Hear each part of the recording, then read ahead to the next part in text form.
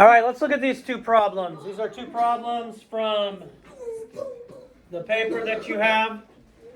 So if you've done these two problems, then follow along. If you haven't, then follow along. We're going to start with this problem here. It says complete the process. These are input-output tables. You've done input-output tables in your previous lifetime. They always have a rule. On this chart that put process, it's the same as saying your rule. Your rule, how to get from the input to the output. Or sometimes it's how to get from the output to the input. Okay. So Ethan, looking at this chart, the input is 1, the output is 3. The input is 2, the output is 6.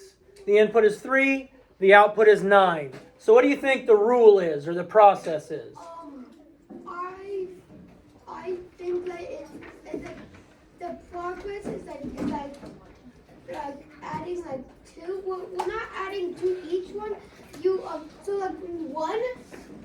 So you add 2 to that one makes 3, but you double the 2 for the next one. For 2, you double it, so it's 4. Yeah, but it's 6. Yeah, I know. So do not shake your head. As I said, so since you have to add 2, so you. Or I can get from 1 to 3, adding 2, or I can.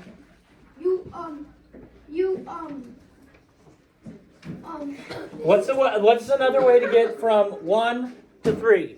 I can add 2, or I can. Multiply. By. 2. No. 1 times 2 is 2. Multiply by 3. Good. If I multiply every single one of these by 3, does that work, Ethan? Yes. Is 5 times 3 15? Yes. Is 4 times 3 12? Yes. Is 3 times 3 9? Yes. Is 2 times 3 6? Yes. Is 1 times 3 3? Yes. All right. One of the other things when you get an input-output table that you're going to have to know, they're going to ask you sometimes, is it an additive pattern or a multiplicative pattern? And if you think of the words, additive would mean, are you adding to the input to get to the output? Multiplicative would be, are you multiplying something by the input to get to the output? So Gwen, is this an additive or multiplicative? Multiplicative. So this is a multiplicative pattern, and it does ask that on your paper. It asks, is this an additive or multiplicative thing that you have to do? Rule. Is the rule additive or multiplicative? Sometimes they're going to give you the rule.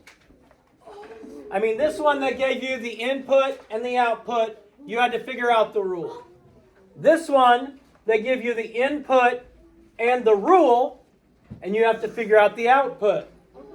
So my rule is your input times 6 equals your output.